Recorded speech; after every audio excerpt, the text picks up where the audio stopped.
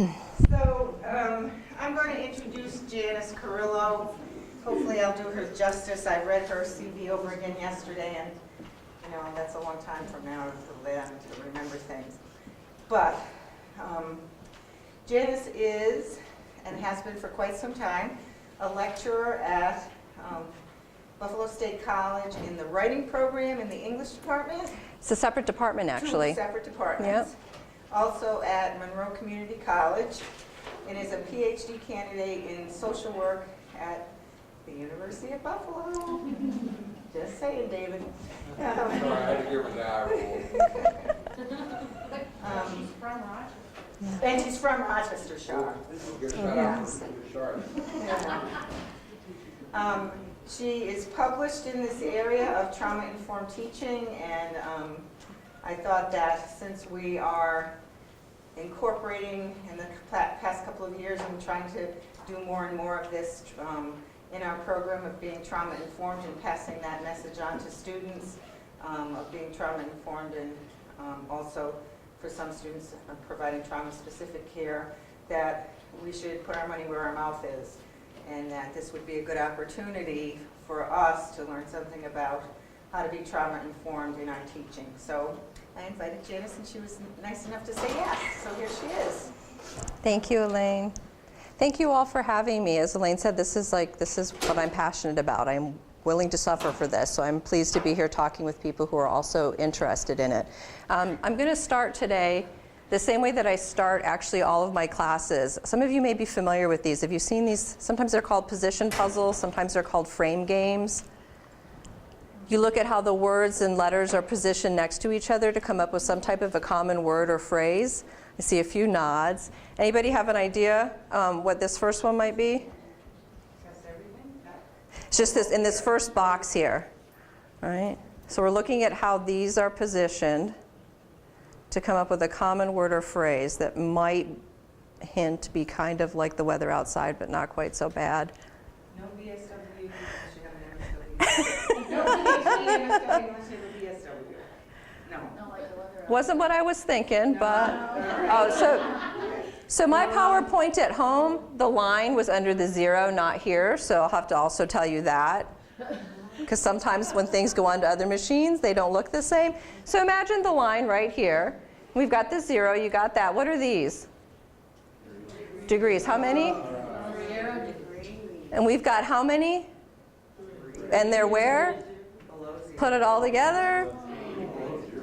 3 degrees below 0. Ah, that line. It was that line. I wasn't trying to trick you. 3 degrees below 0. You got it. You got it.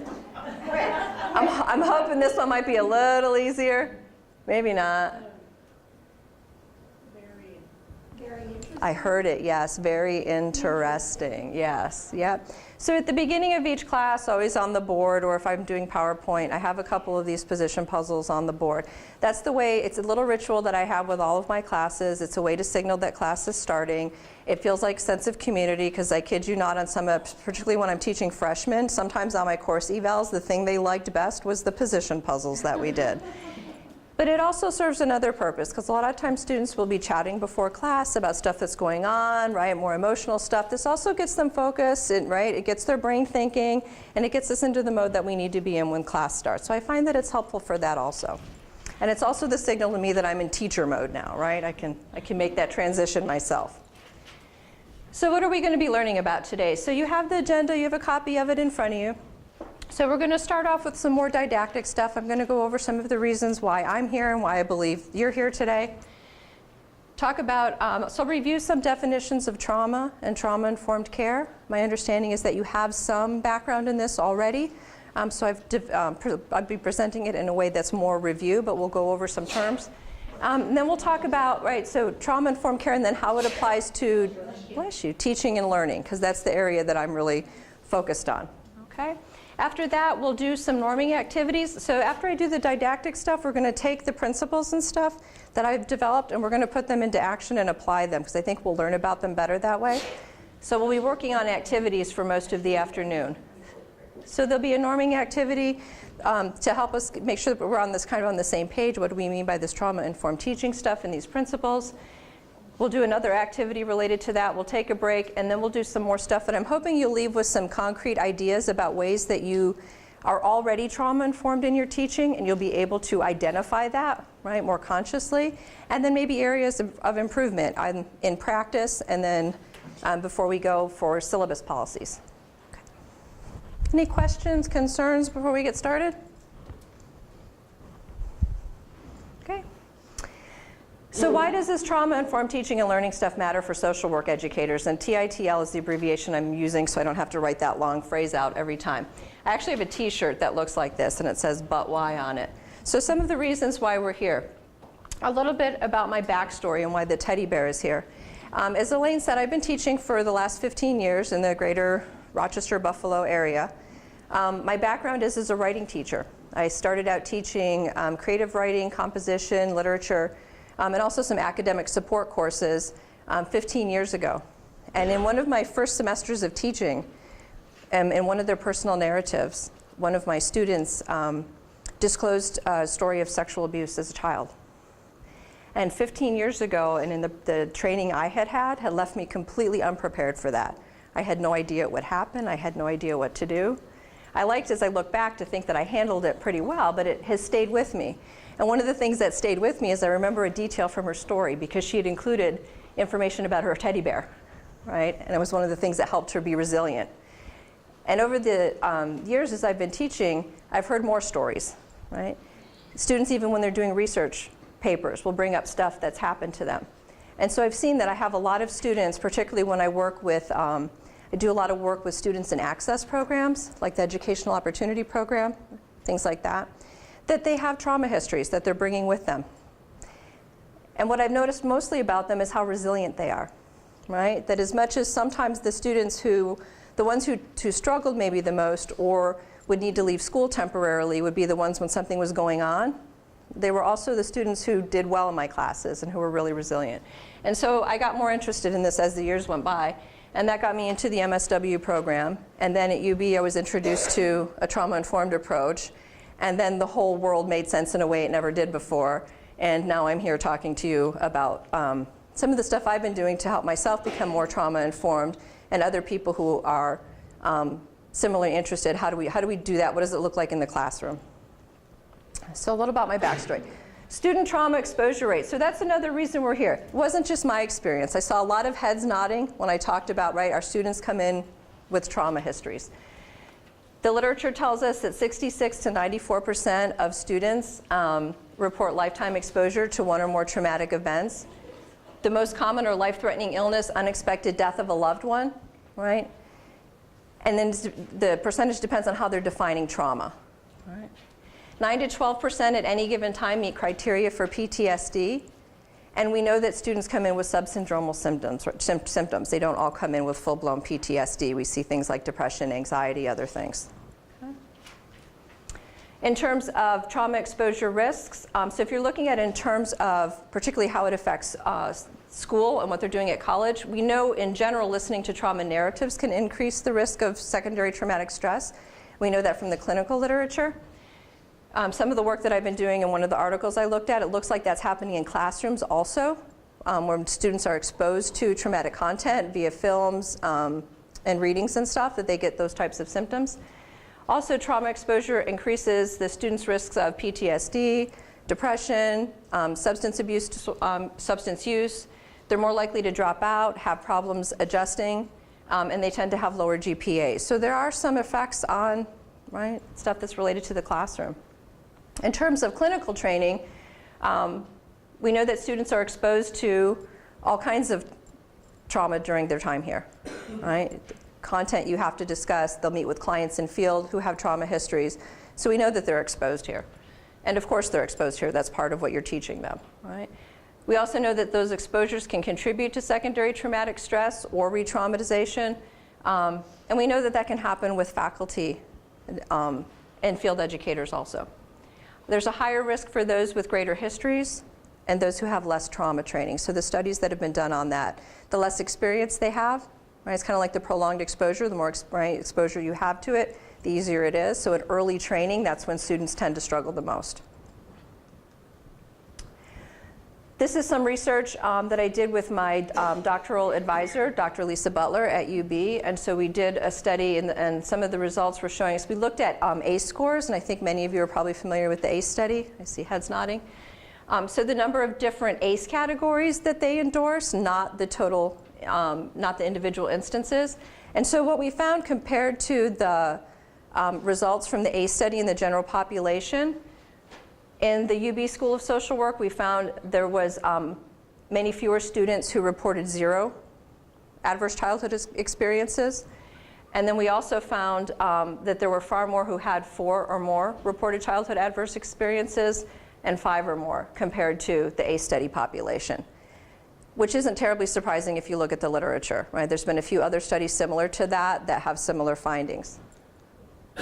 In terms of the sources of stress in clinical training, what was really interesting to us is obviously they're going to be exposed to it when they go to the field, right? And we expect that some of them are experiencing stuff at home.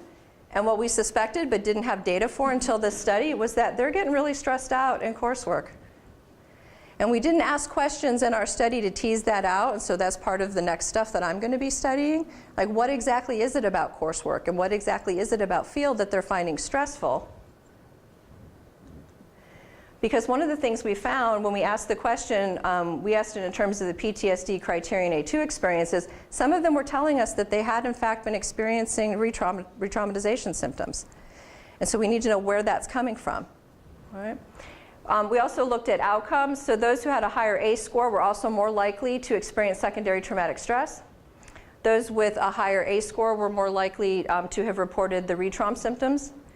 Those who were with higher ACE scores, or I'm sorry, those who were reactivated in training were also more likely to develop secondary traumatic stress. What was interesting too though, and we're back to that resilience piece, so we see that yes, they're getting activated. They're getting activated, right? We want to know more about that, particularly if it's the ones who have the higher trauma background. But they're also, when we use the ProQual, I think some of you are familiar with that, we also found they're also reporting higher levels of compassion satisfaction, that they were getting a lot of benefit from doing this type of work, right? So we're talking about that resilience piece too. It's not just all the bad news, right? There's also this good news. So other reasons why we're here today. Another reason we're here, and I'm not sure where your program is with this, and you're talking more about integrating trauma-informed into the curriculum, and if you've started conversations yet around some of the changes around the implicit curriculum. And so I know some social work departments have been talking about that. And so we want to make sure, as Elaine was saying, that we're practicing what we're teaching. So if we're talking about being trauma-informed in our explicit curriculum, we want to make sure that we're also tying that in the way that we're practicing in the classroom. In K through 12, this is already happening, right? And it's happening in a much bigger way. So recently, some of you may have heard the Every Student Succeeds Act was passed. In it, trauma is mentioned 5 times. And trauma-informed is mentioned twice, and these are discussed in relation to classroom climate, classroom environment. There have been several K through 12 trauma-informed, or what they often call trauma-sensitive schools initiatives. And so people are doing this, right? And so I think it's time for us to start making that shift in higher education as well. Another reason for me is it's a social justice issue. Article 26 of the Universal Declaration of Human Rights, right? Everybody is entitled to education. And we're not just talking K through 12, we're talking professional programs also. Right? And we're talking about, and I love the second part, directed to the full development of the human personality and strengthening of respect for human rights and fundamental freedoms. And I know that's why we're all here in this room today. Right? How do we provide better access? Defining trauma. So probably most of you could get up and do this, but I'm going to go through some of the terms anyway, even though you're familiar with a lot of them. And some of you probably recall this also. In the past, if we looked at the APA definitions, we tended to look at trauma as something that was more unusual, right? And it was a normal response to something that would be abnormally distressing, and we're coming to realize now, and the definition reflects that, that these are unfortunately things that are not so uncommon and out of ordinary experience. Right? And so a response to a terrible event, and it can be a one-time event like an accident, rape, or natural disaster, that afterwards people have immediate reactions, but there may also be more long-term reactions. unpredictable emotions, flashbacks, strained relationships, physical symptoms, and it may be difficult for people to move on with their lives because of the way that they've responded. Can I interrupt? Absolutely. I just have a question. Is there a consideration of trauma also being an emotional response or a non-emotional response to a prolonged circumstance such as poverty? Yep, we're getting there. Okay. Perfect. Yep. And what's been frustrating for some of us too is, so we have, and we'll get to the DSM definition in a minute, right? is we generally, at least most of my colleagues and I talk about it in terms of more like type 1, type 2, PTSD, simple trauma, complex trauma, even though complex trauma is not in the DSM, right? We don't have an official diagnosis for that yet. So we're usually talking about either these more short-term, one-time, unexpected event, something like car accident, a rape, a natural disaster, and you may end up resulting in more PTSD-like symptoms. Versus, we're calling it complex trauma. I think words they're using now, more cumulative trauma is how some people are talking about it. Hopefully they'll find some way to talk about it so that it becomes more widespread. Sustained, repeated ordeal stressors. Right, so things like ongoing abuse, combat, domestic violence, prostitution, oppression, poverty. Right. There's a great, and then these are the ones that are more likely to end up in the long-term characterological problems, right, where we would start getting into talking previously about like personality disorders, right, and they would often get diagnosed that way rather than as complex trauma, right, but some people see some relationship with that. In terms of the DSM PTSD symptoms, so the classic things like intrusions, right, re-experiencing, nightmares, flashbacks, persistent avoidance, trying to avoid stimuli that reminds you of the incident, negative alterations in cognitions, right, so thoughts, your mood or your thoughts, and then changes in arousal and reactivity, which we'll talk about more in a minute too. Versus if you look at, I know this is going to be hard to read from here, I think some of you are probably familiar with these too though, additional complex PTSD symptoms. So you have these more physiological symptoms that happen with PTSD, and then when it's prolonged, it really starts getting into more of these other types of symptoms, including trouble with emotional regulation. People may, when you start to see things like suicide ideation or other difficulties moderating arousal.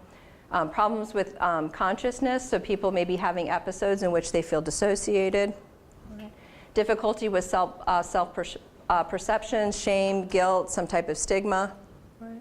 And that this is ongoing, right? It's not like they just feel like this one day. This is persistent. Right. Distorted perceptions of the perpetrator, so they might think the perpetrator is all-powerful, or they might identify in them in some way or idealize them. Right. Relations with others can be disturbed. People might isolate. Right? They may have trouble trusting other people. They may be looking for a rescuer. Right? And then changes in systems of meaning. So maybe people may lose their faith in some way. Right? Things that used to give them purpose and meaning in life, that may change for them. And they may feel more hopeless or more despairing. And again, this becomes where it's more part of your identity in your everyday life than it is with PTSD, where we think of it more as symptoms, right? It can be shorter term. People can have longer term, but it's affecting more mood and cognition this way. Anybody want to add anything on that? Okay. And somebody had a great chart. It wasn't based on the DSM-5 definition, but it kind of gives you a visual to look at this. So when we're talking about PTSD and you get more of the things like sense of threat, avoidance, re-experiencing, those kinds of more physiologically based symptoms, and then you add complex PTSD, it's like adding this stuff on top of it. You get these interpersonal disturbances, and you get negative self-concept, affect dysregulation, right? So it's like adding this on top because it's longer duration. It affects identity more. And this, I think, gets at what you were talking about. If any of you get a chance to go to ahwg.net, it's the Adolescent Health Working Group, and that's listed also on the list of resources on the last page that I gave you. This one I'd put a star next to, I highly recommend, particularly if you work with adolescents. This is a packet they put together on trauma and resilience, and it's for allied healthcare providers, and they're based out of San Francisco. They've done a beautiful job with this handout. It gives a bunch of charts like this that you'll actually be able to read more effectively. but it looks at the spectrum of trauma. And it looks at a whole bunch of other stuff too, but in this chart, so it starts with things like with the individual, where we talk about these ACEs, right? Neglect, abuse, things like that may have been, that happened in childhood. And then it goes into this outer circle into parents and caregivers, where there may have been problems with things like incarceration or drug or alcohol use in the family, right? And they're exposed to that. We get into peers, schools, extended family, where you might see things like domestic violence, school violence, bullying, right? Community and social class, we get into community violence, poverty, and commercial sexual exploitation. Out into globalized world with political violence, natural disasters, forced displacement, things like that. And so it'll talk about here where it'll go from more of the individual, like PTSD, into things like secondary trauma, into vicarious trauma, compassion fatigue, right, historical trauma, show how all of these are related. I'm sorry? Can't see it. No, it's going to be difficult to see, and that's the best picture I can get on here. This is what I'm going to, and then when I tried to make a handout for you of this one, the way that they have the black ink, it wasn't any better on the handout. So I would strongly encourage you to go take a look, because there's a lot of information in this packet too that's really useful. Okay, in the packet that you have, what I do have to make it easier for you to read is on that first pink piece of paper, there's 2 PowerPoint slides. And so what this is when I go over, I teach trauma and human rights at UB, and we go over the different terms. And many of the students come in because they've taken a couple of classes already, and they're sure they know all about trauma. And they're sure they know all about what trauma-informed care is after one class. Right? And so what I do is we do a little pretest, and I have them do this. So it's like, oh, so which ones of these here over on the left, which you have there so you can actually read it, match up with these over here on the right, and you can reuse them. Right? And there are usually some surprises. Some students nail it first time, and then some students, and sometimes it's my wording, but usually we learn a lot from it. And so you have the answers there below you also, which is going to make it easier for you to read. When we're talking about retraumatization, right, we're always talking about trauma history. You can't, means again, so you can't trigger something unless it already existed prior. Right? So we're always talking about somebody who has a trauma history. And it can be in response to a single event, and it can happen quickly. Okay? In terms of secondary traumatic stress, this gets a little complicated. Some people also refer to it as compassion fatigue, and it's used interchangeably in some of the literature, and some of it it's not. Right? And vicarious trauma is often used with secondary traumatic stress, and sometimes it's not, and some of that's starting to be teased out more recently. With secondary traumatic stress, we're focusing more on those, like the simple PTSD type symptoms, right? More the physiological type stuff often. Not everybody refers to it that way, but that's, when I've been doing stuff, that's how I'm teasing it out. This can be from a new trauma that's happened. It can be, and new symptoms are activated, and we're talking here indirect trauma, right? So we're talking about how being exposed to trauma narratives via clients, via watching a film, via reading a book, via hearing a story from somebody, right? It can happen in response to clients, but can also happen in response to family members, friends, other people. Okay? It can, the person with the symptoms may or may not have a trauma history, so even, it's not, that's why it's not necessarily re-traum, right? You're not necessarily being re-traumatized, because it may be new activation. We talked about, it's also known as compassion fatigue, and it can also be in response to a single event. And symptoms that they can come on more quickly than you would see with some of these others we're going to talk about. Vicarious trauma, again, is often used interchangeably with secondary traumatic stress, but for some of us and for me, I tend to think of this more like, so this would be like PTSD, and this would be more like complex PTSD. Because we're looking at the secondary traumatic stress symptoms and more the physiological symptoms, but also the change in cognition, so that it may activate in the clinician, right? Distorted worldview or some of those negative thoughts that come with being, right, doing this for too long sometimes, right, and not processing it effectively. The person with the symptoms may or may not have a trauma history. It can be from an accumulation, right, that cumulative exposure. Can happen with clients or with others. It's not, we're not always talking about working with clients with this. Burnout's different, so this tends to be not fast acting, right? This is something that happens over time too. But here we're talking about an accumulation of occupational stress. So this has to do with the environment in the workplace. This isn't something that is because it may be related to working with clients, and usually when you're trying to do this in statistical stuff, secondary traumatic stress always goes with it, right? They're related, but they're not the same thing. Okay. And then countertransference, and this is where the students get confused. So this we're always talking about something that's happening in relation to our clients when we're using that term. Again, may or may not have a trauma history, so when countertransference happens, it's not necessarily in the face of working with a client who has a trauma history, in our case working with a student who has a trauma history. And then you may over-identify or try to meet needs through the client. The way that Newman and Gamble talk about it too is that when it is related to trauma exposure, they talk about it in terms of vicarious trauma, right? And that it's a vicarious traumatic response, and so they talk about themes like you may feel the need to rescue, right? Or it may trigger, you may have anger towards the client, in our case the student, right? Because some of your own stuff's getting triggered, right? It's bringing back a relationship that you've had before, an experience that you've had before. Questions? Things you want to add? Yeah. I don't know if we're moving on from definitions. First of all, thank you, this is really good.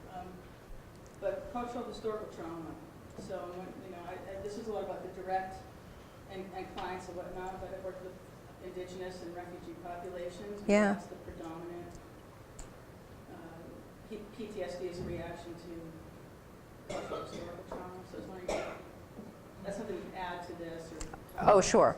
Yeah, and I would encourage you to do that more. Some of that's going to fit into, so we're seeing PTSD. It probably depends on what they've been exposed to. When there was, the populations are working with. it's usually cumulative though in those populations, yes? Generational. So, like for the students that we've had in the field in places with it's working with the population, trying to understand it from that perspective, because you're treating addiction as in one example, but it's a generational, community-wide issue connected to the colonization that they experienced. Yeah. So it's not necessarily cumulative as much as Intergenerational. as much as generational. Yeah, and there are people. We have a lot of refugees in Erie, and those people have been grossly traumatized in many instances, lived in refugee camps for many years, and our students see them all the time in the agencies that they're doing placements in. So it's interwoven in the community. Mm-hmm.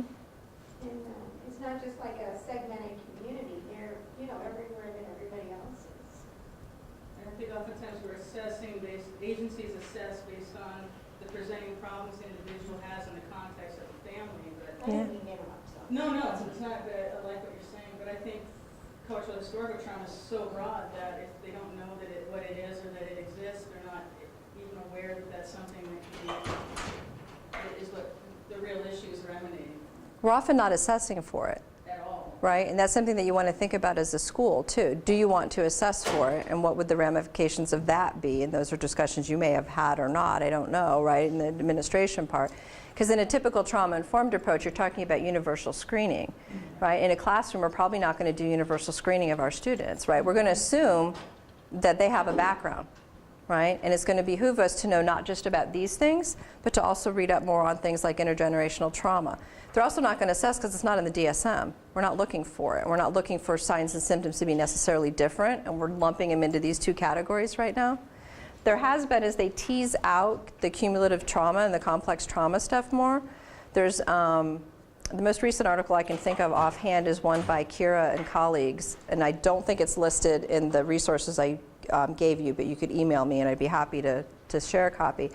And because I'm also interested in disclosure, and so it was looking at disclosure in different types of populations with people who've had multiple traumas and in the situations that you're describing. And they start to tease it out in terms of like collective identity traumas. So they're looking at least 4 different types of traumas, not just the like one-time exposure, cumulative. They're looking at what they call collective identity, because you have these intergenerational experiences. And so they're talking about it more, but there's not a lot yet. We have an advantage in that regard because the students are everywhere, so it's a little, Yeah. Good opportunity to do that, because they're already Yeah. in diverse environments where they're exposed to that. Yeah, absolutely. And that's what that chart starts to get at, even though it's not real clear. And I would say that's something we actually want to pay attention to. Assume that the people in your classrooms, this is their background, right? That is their background. Are you doing anything with the developmental trauma diagnosis trials that's happening? I'm not, no. Okay. Comments? Oh, well, my agency that I work for, we're part of the DTD trials. So Great. it's, exciting to think that there will be a developmental trauma diagnosis in the future, but it's really targeting adolescents and younger. So, it's really more specific, but looking at it from a developmental perspective, I think it'll be really valuable. So I literally just read about this yesterday. First Great. time I've ever even come across those words, right? Developmental trauma disorder is what they're starting to look at this as. And what it really is, of course, is what you and I already know as complex PTSD. But now they're starting to conceptualize it as like this developmental trauma, so that it's no longer a thing that happens to you after. Instead, it's something that's coming along with the developmental cycle. It's very exciting. I'm thrilled that they're doing this research. Yeah, and I'm going to argue it doesn't stop when they get out of high school, right? Because their development doesn't, right? Their development doesn't stop. You've worked with them, right? And that happens all throughout the lifespan. That's great. I think that's wonderful. And let's keep looking at it. And what we would have used to call personality disorders, right? That we're really, the more we get to know, the more we're changing about how we talk about it, which is why we're here today, right? The more we get to know about this and these ways of teaching, the more we do something different. So what I want to emphasize, so when we're talking about trauma, as you all have been clearly expressing, we're not talking about just simple upset or simple stress or distress, right? That's not what we're referring to when we're talking about trauma. The people will be upset, there will be normal stress, there will be, we're not talking about those kinds of things getting reactivated. Because to experience trauma then is also to feel terror, to feel confusion, to sometimes feel betrayed, right? To experience trauma sometimes is to be treated as the object of another person, right?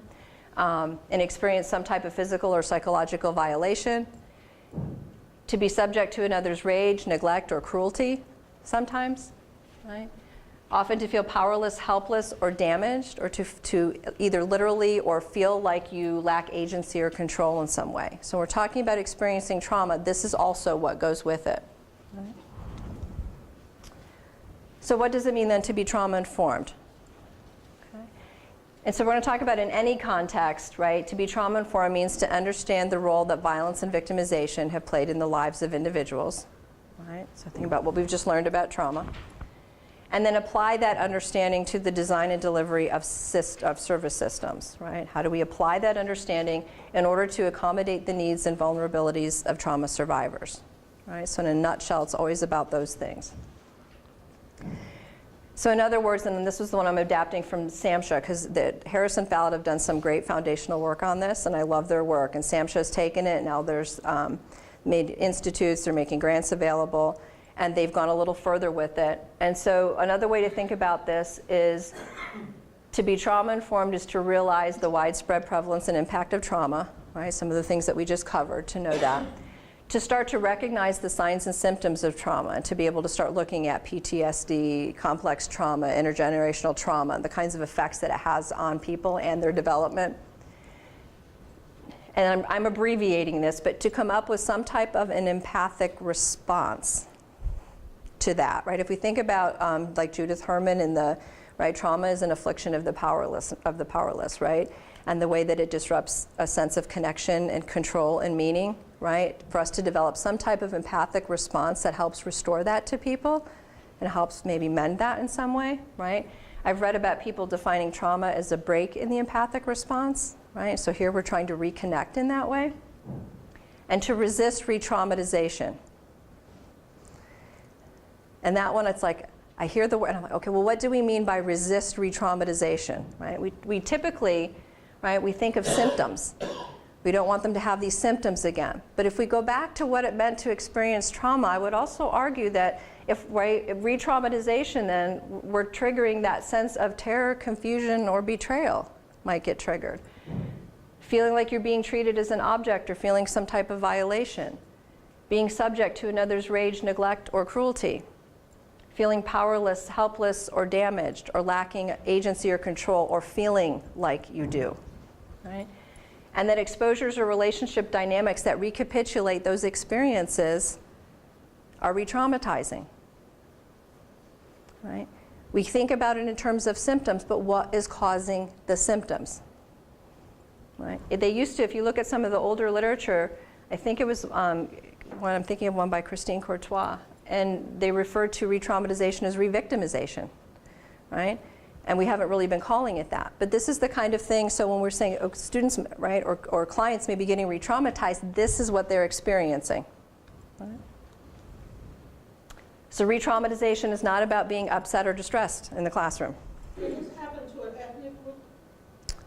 Can you say a little more about what you? When you look at communities in poverty Mm-hmm. and the police violence, the internal violence, can it be that communities get re-victimized and treated because they think that the system is designed to be fair? And so you have schools that have books that are incomplete, and so those young people don't come out being able, so they do lack Oh, yeah. control over their lives, even though they say they have a degree, they don't. And so I wonder how you work with communities that feel the same kind of physical or psychological violation. Because most of the time we talk about individuals, but you don't look at it in terms of the macro level, that there are communities and schools that have the same kind of experience in terms of racism and institutional kinds of barriers and hits.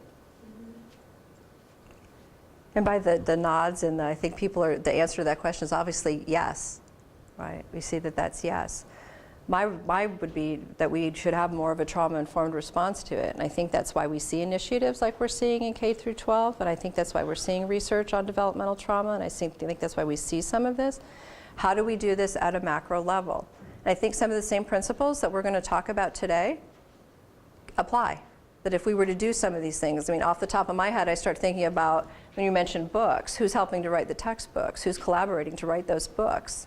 Right? Who gets to decide, right? And part of the principles we'll be talking about has to do with mutuality and collaboration, right? So that students should be involved in this, community members should be involved in this, not just textbook writers who are, right, and they have a particular way of seeing it or it's driven, money driven in some way. So it continues to perpetuate these cycles, right?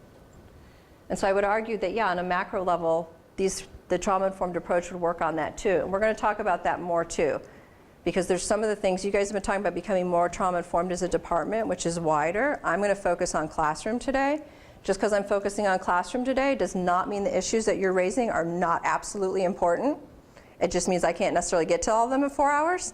But that a lot of these principles, because I'm adapting ones that talk about working in mental health systems, and I'm talking about ones that work, and Sam's just talking about school-wide systems, huge policy initiatives for states, right?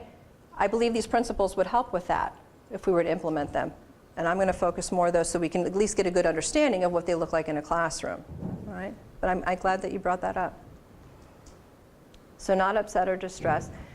Because we're talking about this in terms of education, and what this is saying is that trauma confronts schools with a serious dilemma, because the primary mission in schools is education, all right? But how do we educate students knowing the reality that they need help dealing with traumatic stress in order for them to attend and engage in the learning process? Right? Yes, it's about learning, but they're having trouble doing that because of the experiences that they've had.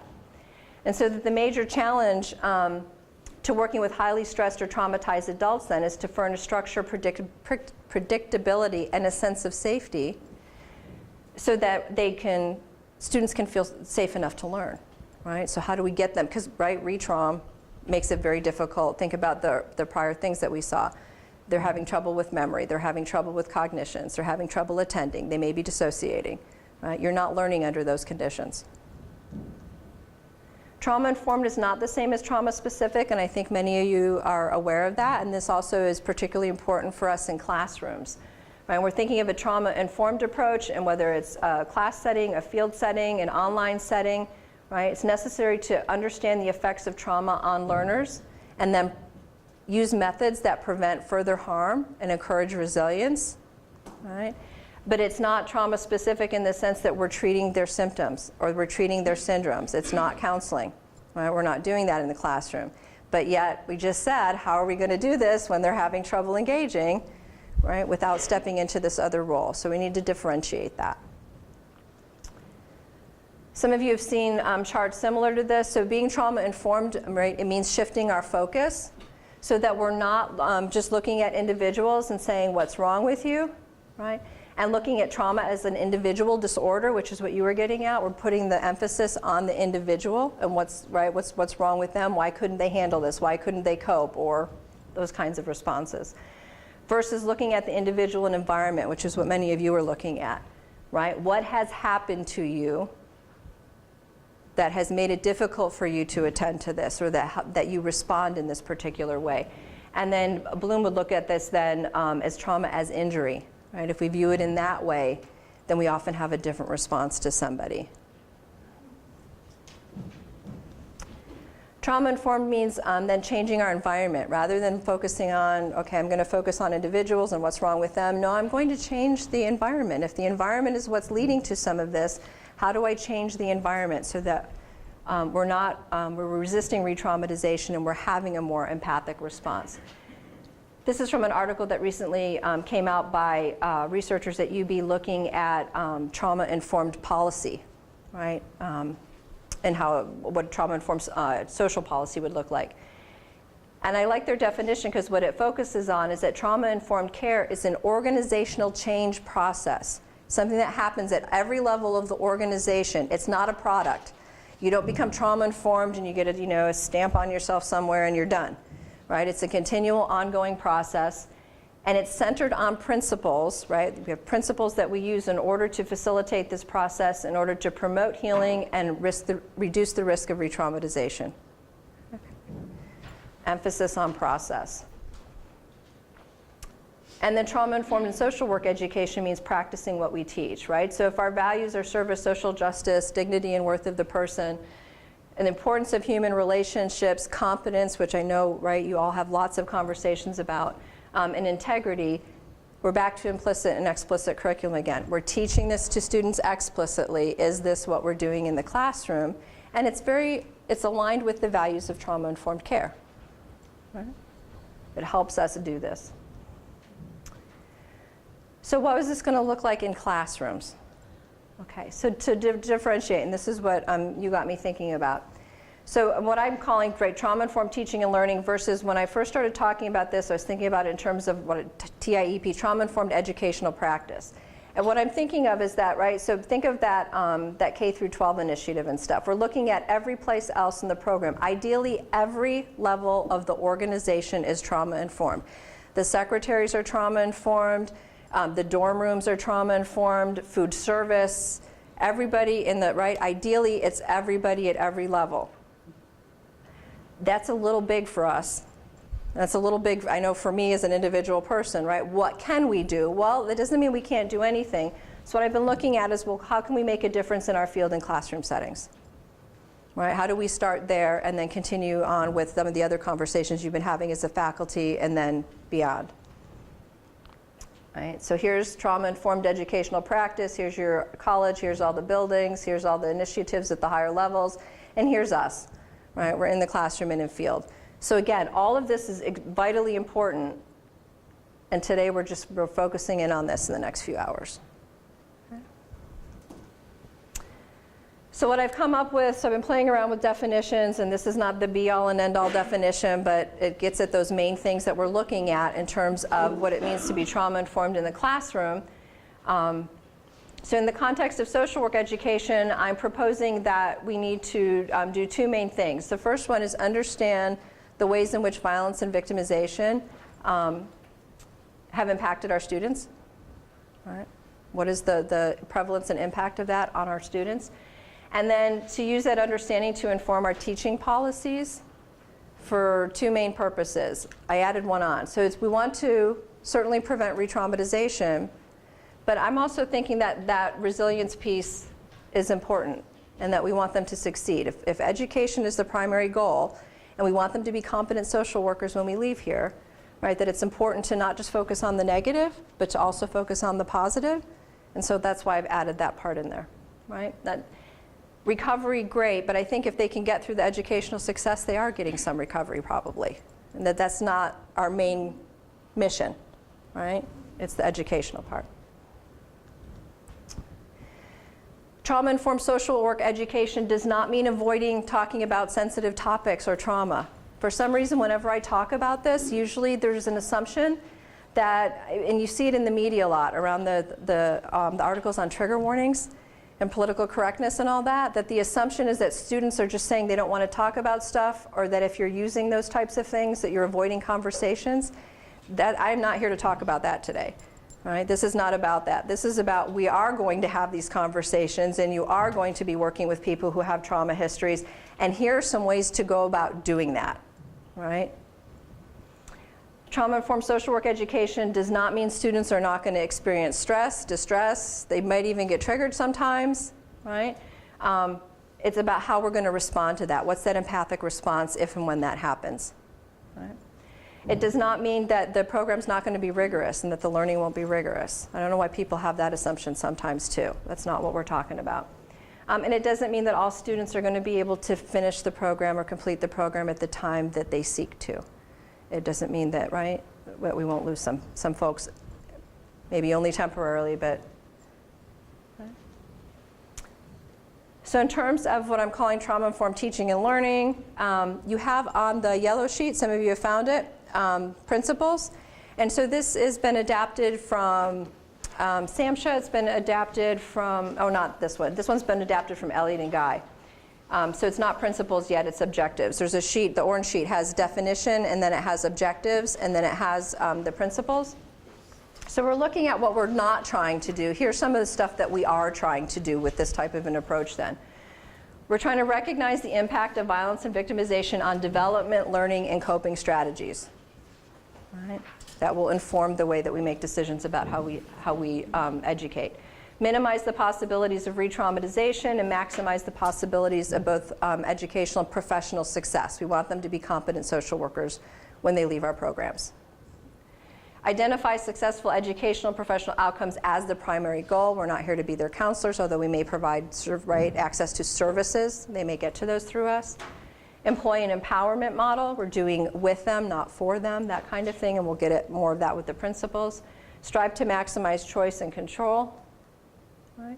Mitigate power imbalances through relational collaboration. Right? And teaching's all about relationship. And how do we navigate that? Teaching styles have changed over the years, and we're going to talk about that today. Some of us were, right, depending on where we went to school and when we went to school, we had certain models of teaching, and it's not done always all that way anymore. There's more of a mix of that. Create an atmosphere and environment that's respectful of the needs for safety, respect, and acceptance. Emphasize strengths, so a strengths-based model, which is very already congruent with what you do as social workers. And emphasizing resilience over pathology. Cultural competence, which some of you have raised already, right? So that's an aspect of this too. And then soliciting input from all class members. So it's not just I'm here and I tell you what to do as the instructor, but right, that in ways when appropriate, students have a voice also. Okay. Questions, concerns so far? So this is what we're trying to accomplish. These would be some of the objectives. Notice the way these are worded. These apply to other contexts, not just what we're doing, but right, what it might look like here. So some of the principles. So I've listed them here. You have a little bit more elaborate on the sheets that you have there. And it's only a little bit more elaborate because what we're going to do is get into some activities in a few minutes that will help you start to come to understand these and apply them. Okay. Some things that I want to go over before you do the first activity that I think will help with this. So we're going to go back to talking about the impact on arousal and on learning. And so what I'm looking at with this, so many of you have seen a diagram like this, I think, yes? This looks familiar to some of you. So if we're looking, so in this section here, here's where we're talking about optimal arousal zone, right? Where people are regulated, their emotions are regulated, right? And they're emotionally and intellectually able to be present and in the moment and learn, right? And then something happens, and we can't always predict that, can we? Right? We don't necessarily know what might trigger somebody. And we tend to think of retraum mostly as when people go into like fight or flight mode, right? And it looks more like hyperarousal, right? And it's not always though, is it? Sometimes when they get triggered, they're going into dissociative mode, right? Freeze mode, right? And retraum can look like that also. So it's thinking about that. In order for them to learn optimally, that doesn't, it's not that they're never going to go up here, they're never going to go down here, right? It's just that they're going to be able to regulate. And we're going to have policies and practices that help them do that and don't make that more difficult, right? Doesn't mean it won't ever happen, but more, right, is the response so that they can learn. So that's one piece of this. Another piece is I want to go over some authority styles, because this is related to, we're talking about retraum as things that can, it can trigger experiences when people have felt helpless, vulnerable, out of control, right? There are times when we think about countertransference. I imagine many of you could think of a time when you were talking with a student and you really felt like they were talking to somebody else and not you in that moment, right? The way that they were reacting seemed like it was much more big than what it was actually going on with you, right? And that makes it difficult for them. Are there any things that we can do that help to mitigate that? Well, thinking about authority styles, I think, can help with that. So if we're looking at, and some of you may remember this from like human behavior, social environment, I'm looking at just your traditional, right, styles of authority. Authoritarian, which tends to be more strict and controlling, demanding, but maybe unresponsive. Emphasis on following rules, right? There are clear punishments for rule breaking, maybe more aggressive in communication style, but they really value justice and obedience, right? You have to know how to follow the rules, right? And social justice is an important value. Permissive styles, oh good, the gift did work. Tend to be more warm and accepting, and they tend to be more responsive, but not always as demanding as they are responsive, right? More lenient and accommodating, may not like confrontation all that much and may try to avoid it. It may be a more passive-aggressive type communication style, and real big on creativity and self-expression, right? Uninvolved. I don't know if my sports analogies work in here, but I thought pictures might help, right? They just really indifferent, right? Like what happens, it happens. I'm here, and right? So not involved. We may think about this times too when people may be kind of preoccupied with stuff that's going on in life, and it may be difficult for them to attend. So it's not necessarily a style that they use all the time, but people may shift into when there's a period of high stress for them. It may feel to demand very much and really doesn't give back very much necessarily during those times either, right? And highly prizes freedom. Something about those is some ways we might think about different authority styles and ways that we wield them. I don't know about you. I try to be authoritative, and sometimes I go into cheerleader mode a little too much, and I have to watch, right? And I would argue that a trauma-informed style is probably most consistent. The values and the results that we see would be more with an authoritative style, that we would be aiming for that, right, in the classroom. Because it's more, right, think firm but fair, right?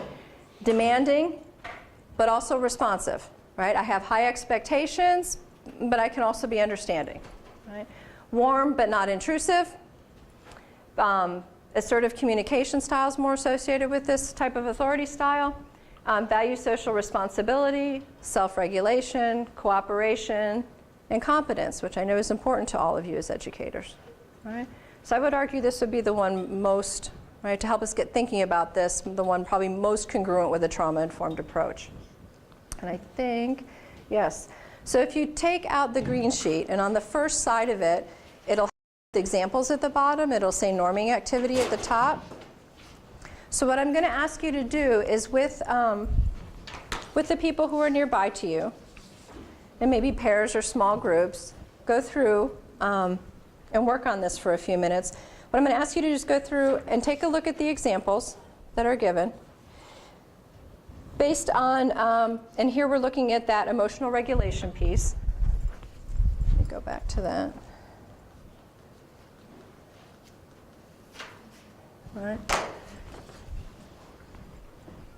In terms of emotional regulation, right, would you put this more, do you think that that type of behavior is more, less trauma-informed, and that it would be more apt to get some type of a defensive response, right, or more trauma-informed, and that it would be more like to get a more engaged response from students, right? And so kind of scaling that way just to kind of get, which do you think, more or less trauma-informed? Which authority style would you associate it with? And I've put those here so that you can read them, right? And then which of the trauma-informed teaching and learning principles do you think it would be most associated with? And that's on that yellow sheet that you have. All right. It's on the yellow sheet, yep. Everything's color-coded.